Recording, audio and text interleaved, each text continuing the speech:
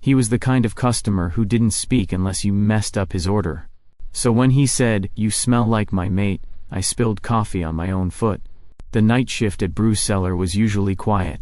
A half-buried indie playlist hummed from the speakers, blending with the low hiss of the espresso machine and the occasional whisper of tires outside. At 2:07 a.m., the city buzzed in neon and silence, alive but asleep. My world was warm mugs, ink-stained fingers, and caffeine-fueled commissions. People came and went like shadows. Most didn't even look up. Except him. He'd been coming in every Thursday night for the past 3 months. Tall, coat always buttoned no matter the weather, hair just messy enough to look intentional, eyes too sharp for someone so quiet. He always ordered the same thing: black coffee. No sugar, no milk, no name. He never gave one, and I never asked. Some nights I called him Ghost Guy in my head. Others, Trenchcoat. Something about him made the air feel dense, like he brought the weight of storms inside with him, tucked beneath his collar. He stood at the counter now, hands gloved even indoors, eyes locked on mine. I was halfway through handing him his usual when he leaned in slightly, just enough to make my skin buzz, and said the words, "You smell like my mate." The ceramic slipped. Hot coffee splashed across my shoe and sock, and I yelped like a cat in a bathtub. "Jesus," I hissed, hopping back on one foot and grabbing a napkin. "What did you just say?" He didn't move, didn't blink. His voice was low and steady. "I said you smell like my mate." "Okay," I muttered, heart hammering. I've had some weird pickup lines before, but that one? That's new. He wasn't flirting. That was the worst part. His gaze wasn't lecherous or amused. It was focused.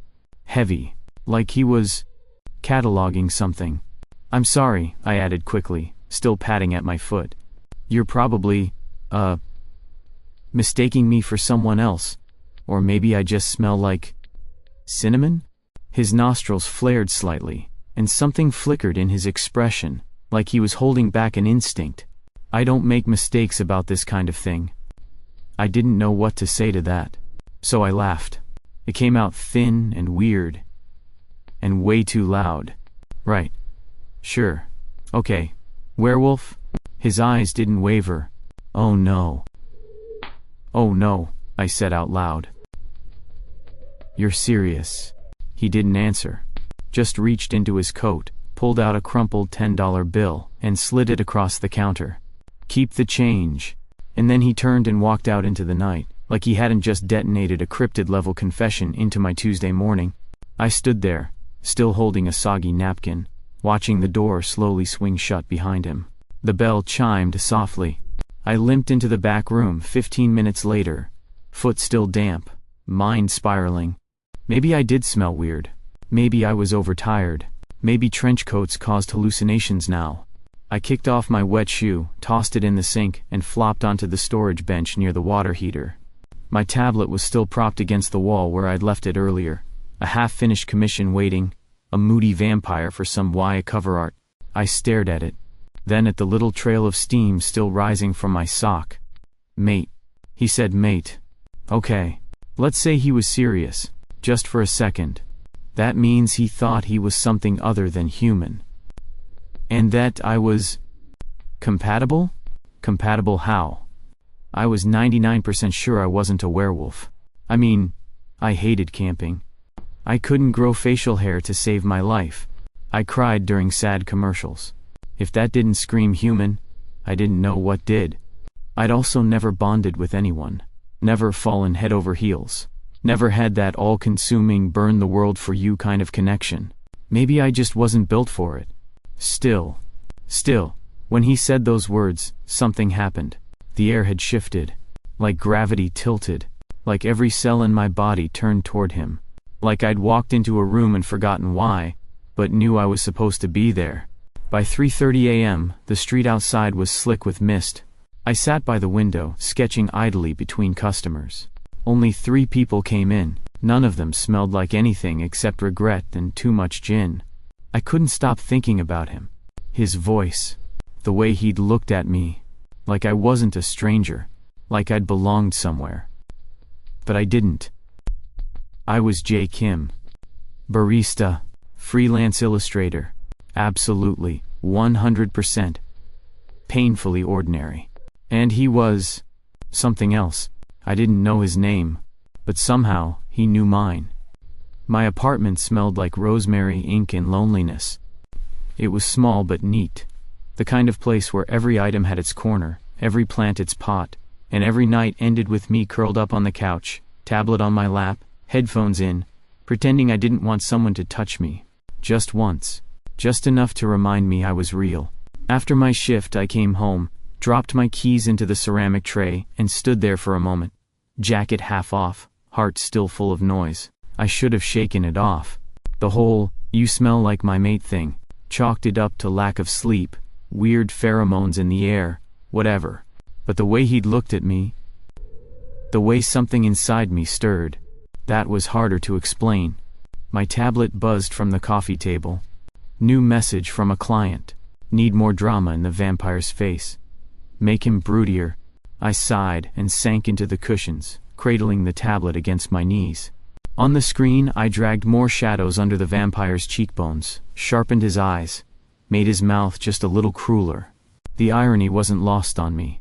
Drawing monsters was easier than facing the ones inside my own skin. When I was a kid, I used to think I had a superpower. I could feel what people felt. Not just guess it. Feel it. Like a mirror someone breathed on and forgot to wipe. Their sadness would soak into my lungs.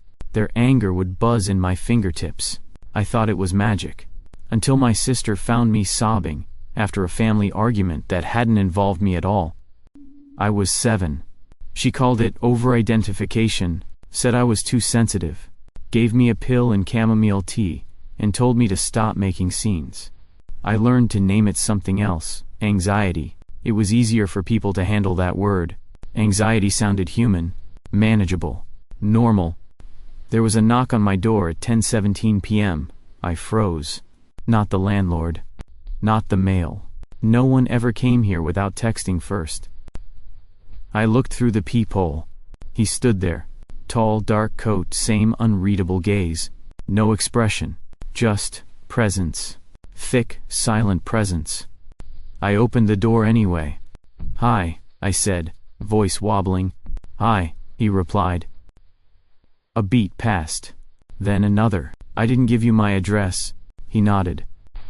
"You didn't?" I swallowed. "Should I be concerned?" "Only if you want to be helpful." He shifted slightly, gaze flicking down to the sketchpad in my hand. "May I come in?" My brain screamed stranger danger and yes please in the same breath. I stepped aside. He didn't touch anything, just stood in the center of the room like he didn't belong, like he knew it, but was trying anyway. "Why are you here?" I asked. "I needed to see you again. Because I smell like your mate?" He nodded. Slowly. "Yes." I crossed my arms. "Look, I don't know what kind of world you come from, or what that's supposed to mean, but I'm not." "I know," he said. "You're not one of us." He said it without judgment. Just fact. "And yet," he added, softer now, "you feel like home." The silence that followed wasn't awkward. It was thick. Like the moment before lightning. "Tell me what you are," I said finally.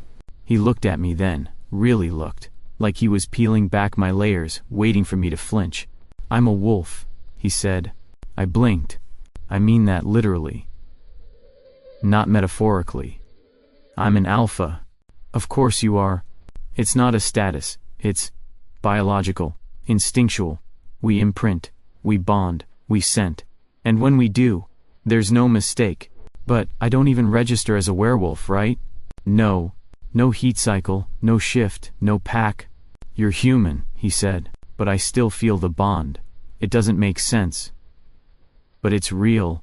I sank onto the couch again, head in my hands. "And what am I supposed to do with that?"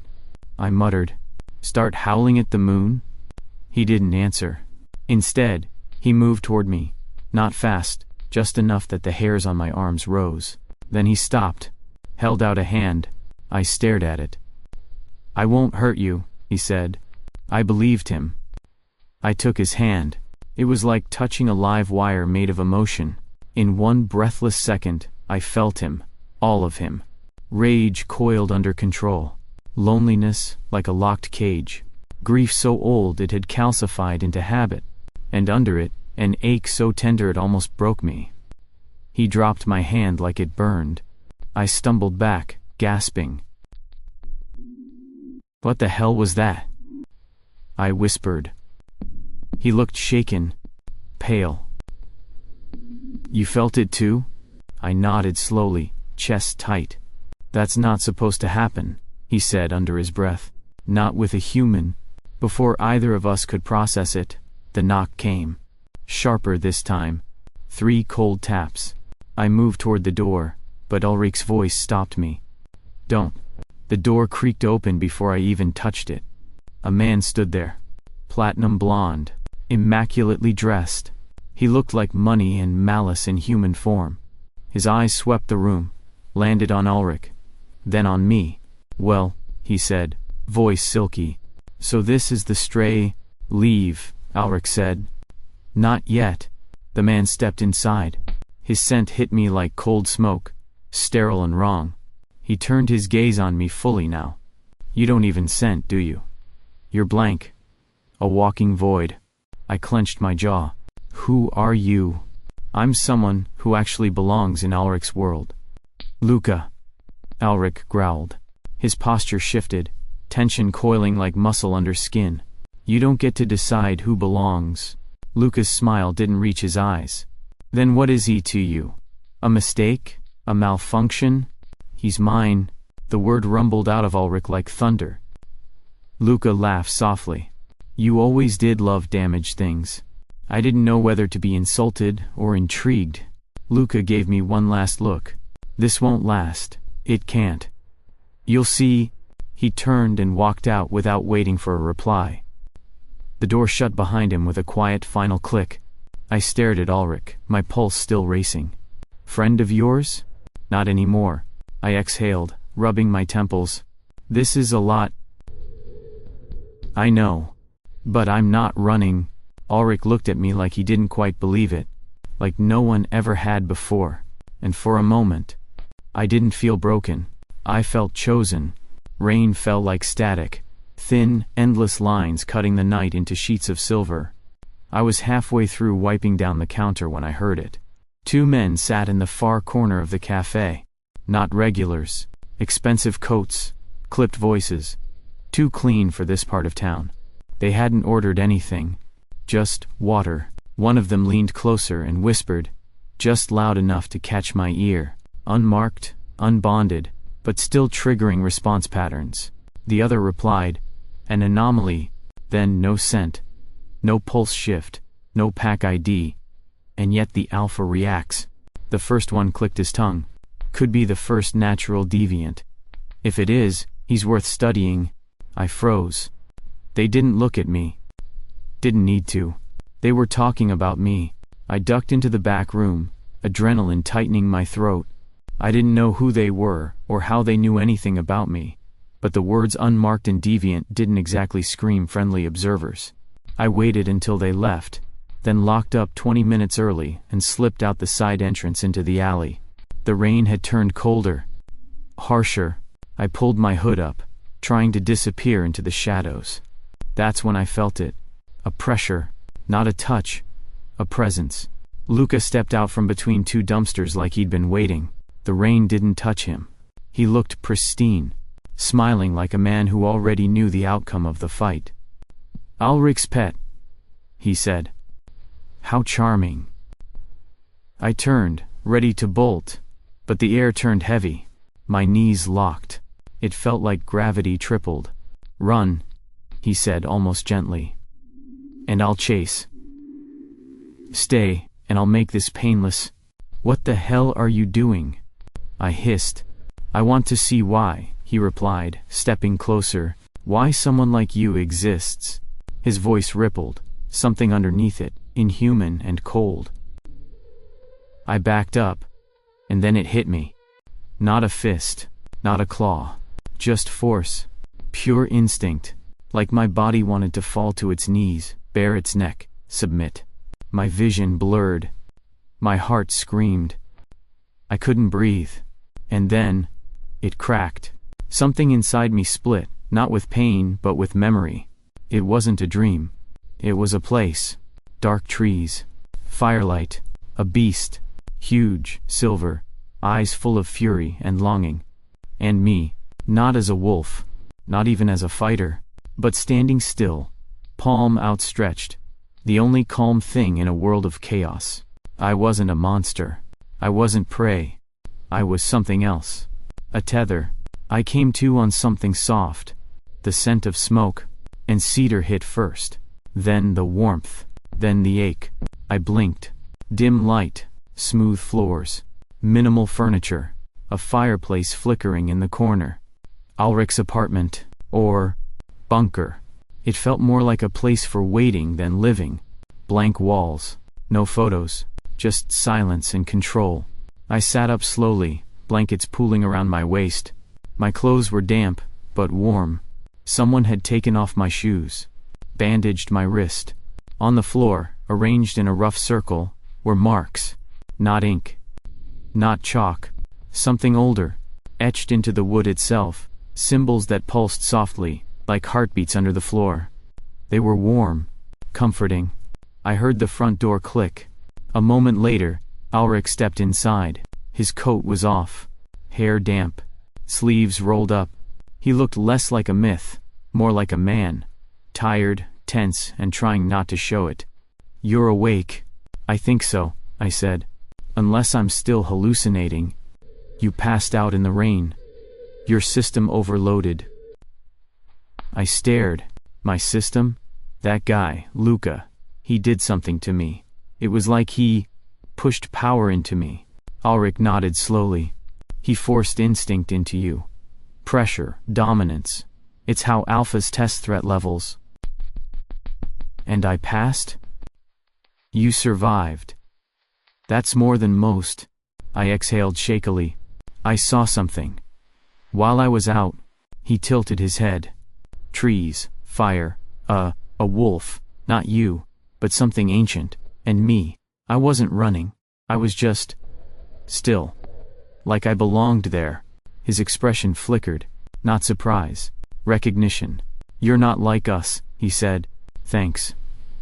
I'd noticed. "No," he said more firmly. "You're not wolf. But you anchor us." I frowned. "There are stories," he went on. "Old ones. About people who couldn't shift, couldn't scent, couldn't mark. But who could feel, could ground. They were rare, sacred, protected. Until they weren't, I guessed." His silence was answer enough. He sat across from me, near the edge of the circle. His eyes never left mine. "I don't want to scare you," he said. "But you need to know. There are people who dissect you to find out what you are. Luca is one of them. The men in the café? More of the same." I shivered. "And you?" I asked. "What do you want from me?" His voice softened. "Nothing." I stared. "I didn't seek you out to use you," he continued. "I didn't even believe it at first.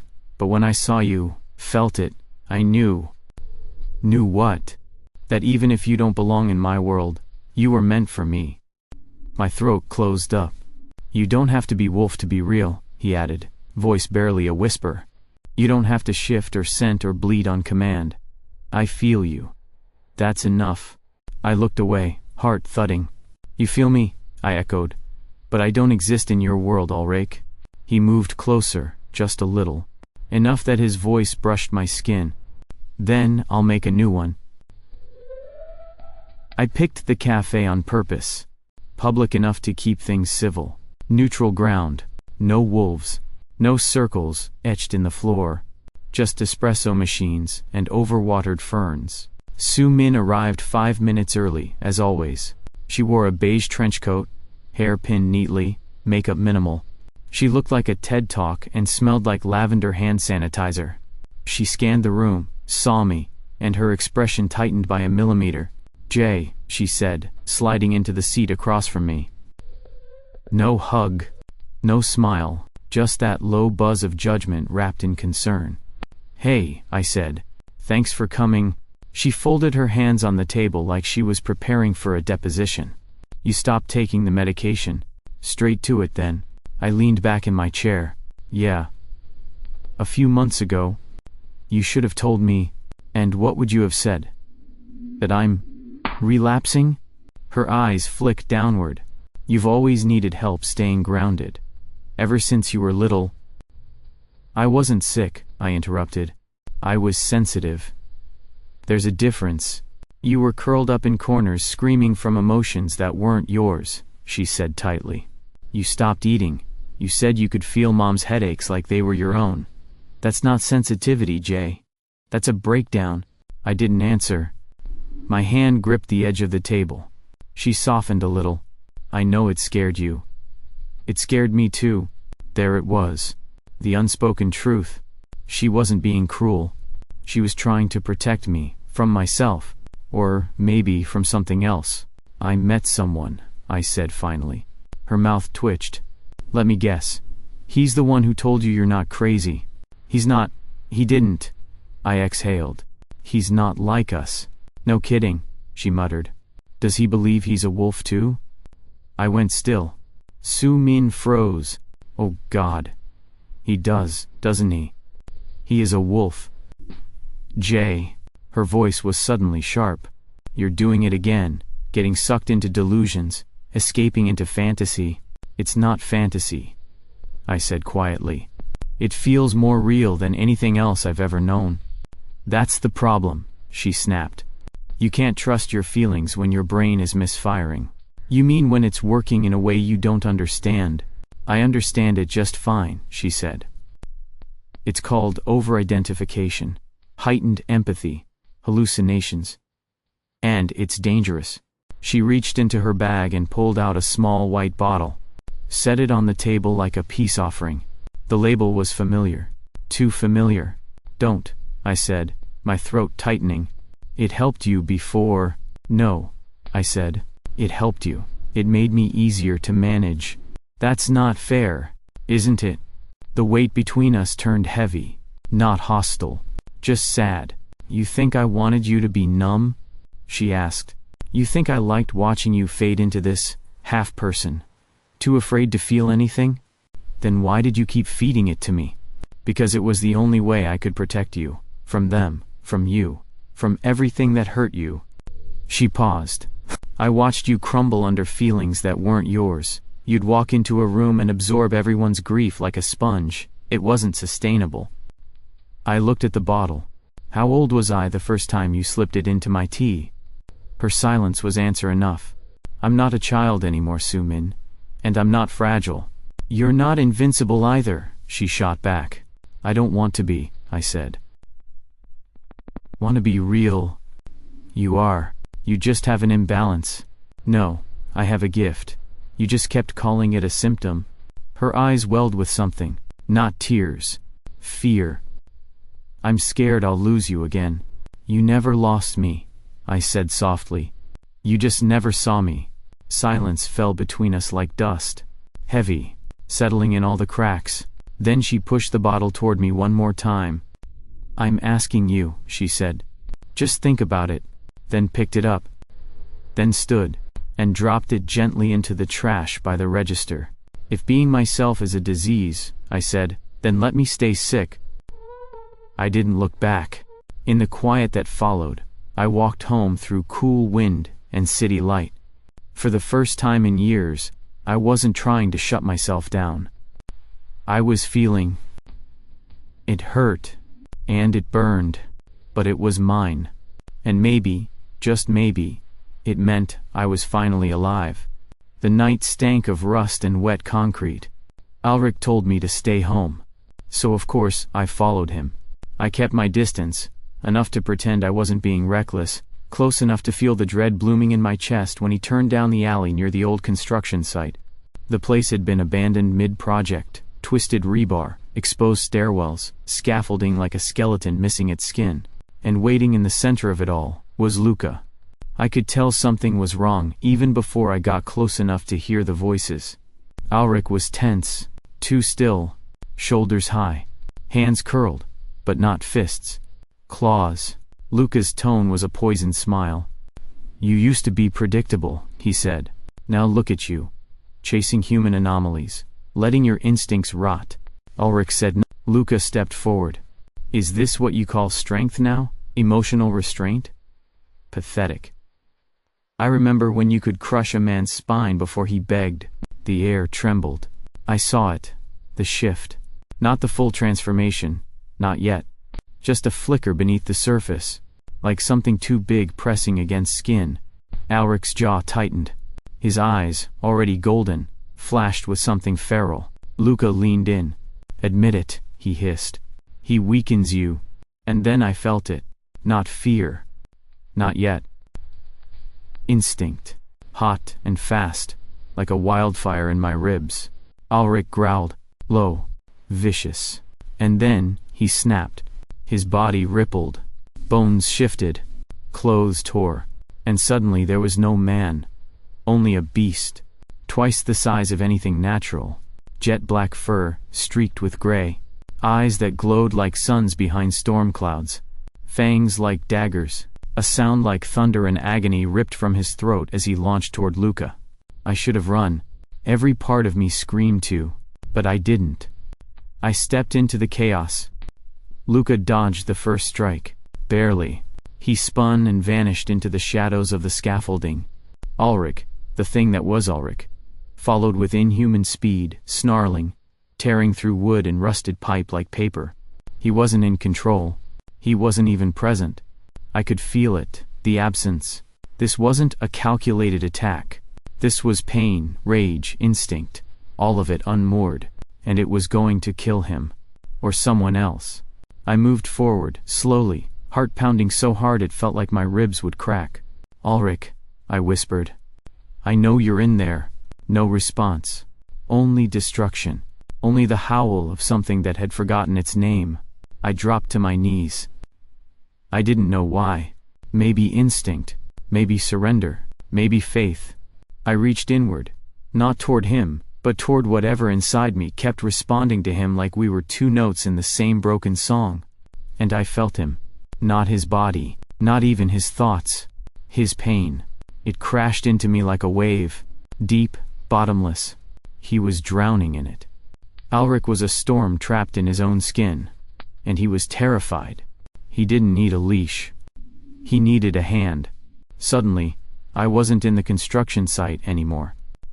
I stood in a space with no walls, no ceiling, just blackness and echo and heat, and there he was. Massive, coiled, eyes locked on me, snarling. I took a step forward. It didn't move. I'm not your mate, I said, voice low. Not the way your world defines it. A breath. A growl. I'm not here to tame you. Silence. I'm not here to run either. Another step. Closer now. I could see the tremor in its shoulders. Not rage. Restraint. As if it didn't trust itself not to destroy me. I reached out. Palm open. Shaking. You don't need to be controlled, I said. You need someone who stays. A growl rose up. Rattled the ground. I'm not your omega, I said. I'm not your weakness. Then softer. But I'm not afraid of you. The beast moved. Slowly. Carefully. Its forehead pressed against my open hand.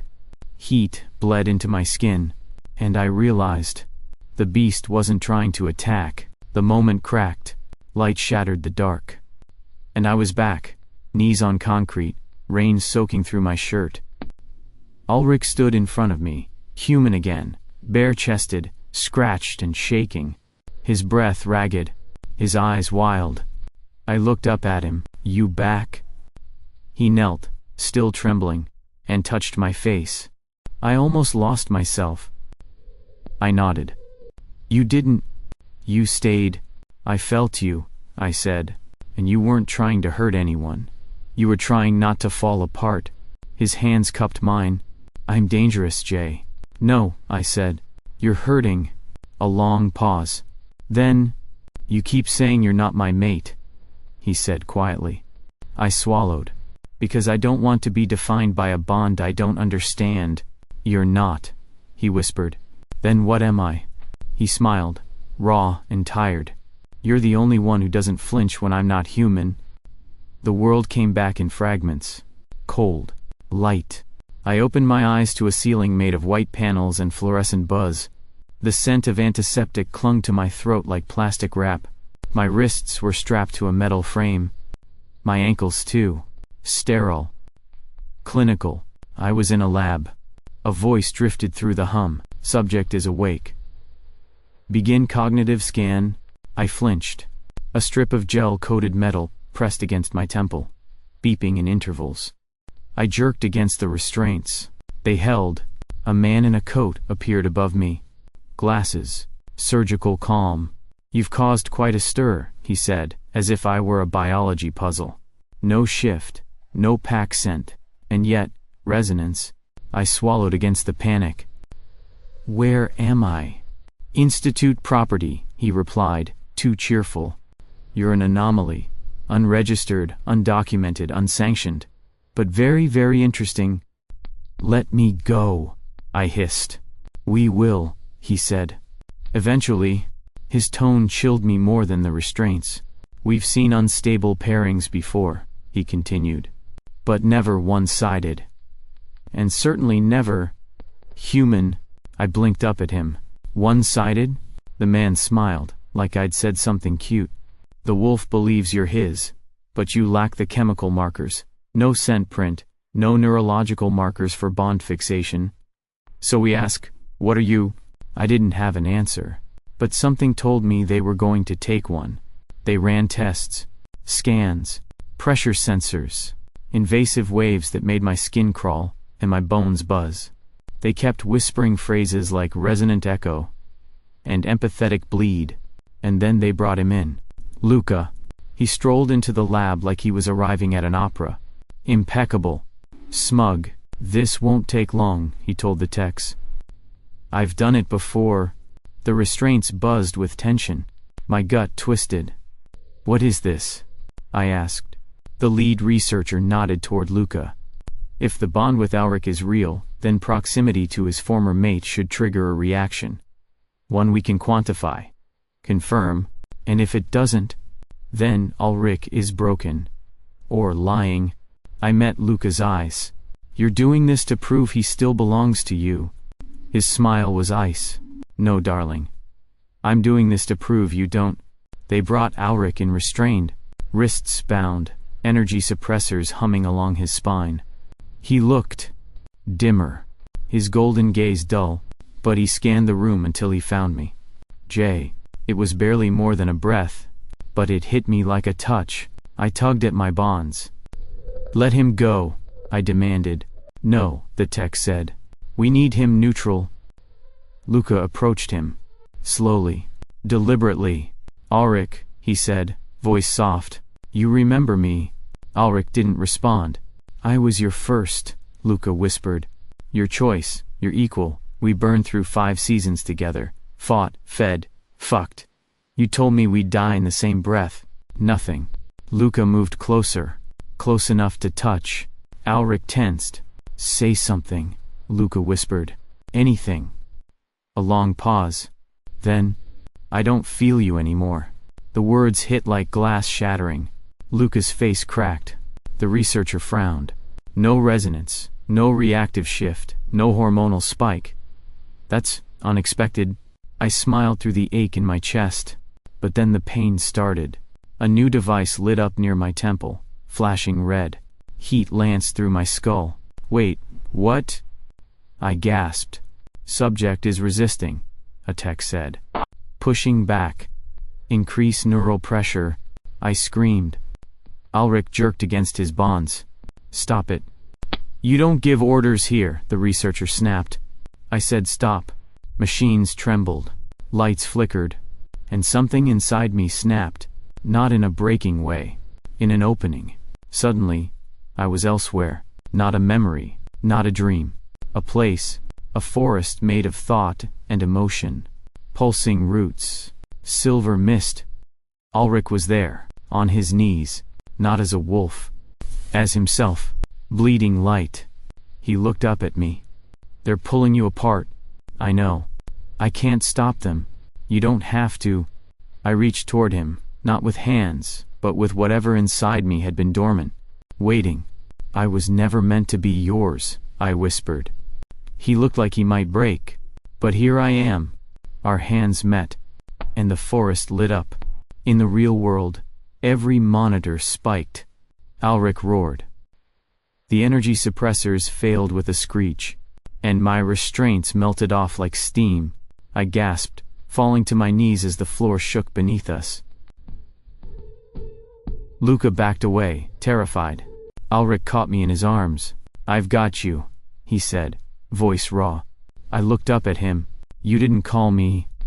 "I didn't have to." I smiled through the tears. "I called you." And for the first time, he didn't look like a beast trying to be human. He looked like someone saved. The institute was burning behind us. Glass shattered above. Metal creaked as walls bent inward.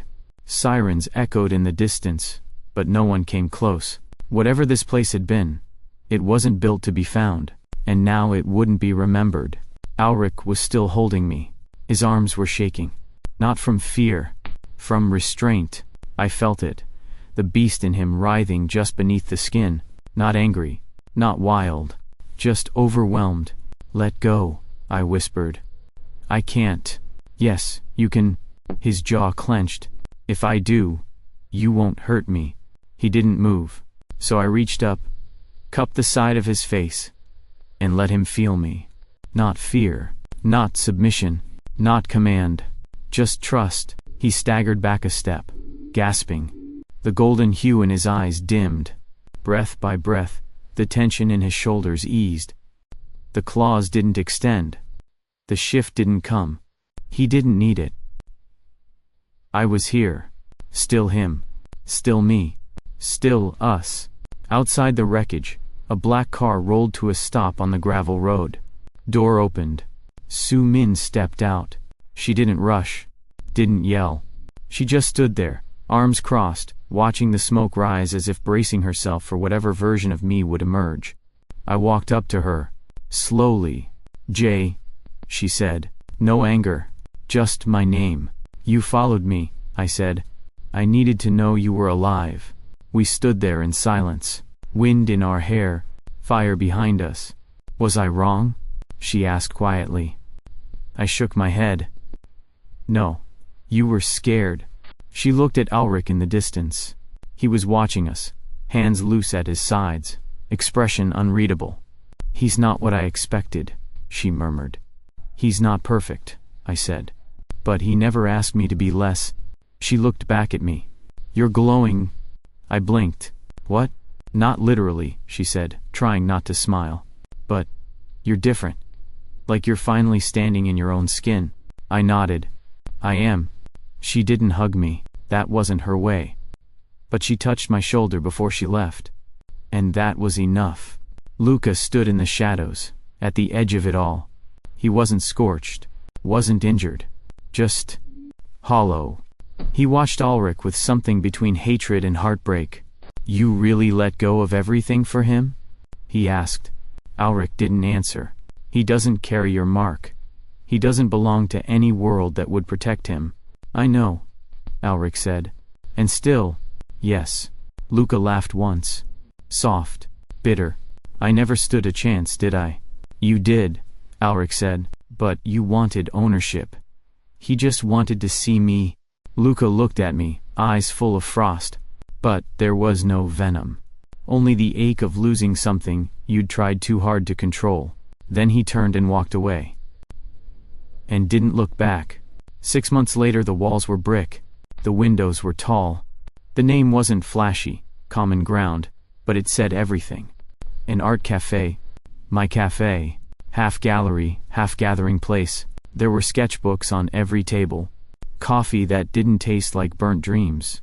Plants in every corner, growing like they had something to prove. And people. Humans. Shifters. Pack. Rogues. Unmarked. All kinds. All welcome. Sometimes they didn't talk. Just sat. Existed. Breathed the same air without tension. Sometimes that was the real magic. Alrik worked mornings now. He wasn't graceful with lattes, but he made a mean flat white, and scared off anyone who got handsy with the pastry display. He didn't talk much to strangers, but when he smiled, it was real. I caught him leaning on the counter one afternoon, watching me. "What?" I asked. "You still don't smell like anything," he said, mock serious. "I smell like coffee and deadlines." "No," he said, stepping closer. "You smell like mine." I rolled my eyes, but my heart cracked open just a little more. "You know," I said, brushing a hand against his. "You never marked me. I didn't need to. I'm not yours in the way your world defines it."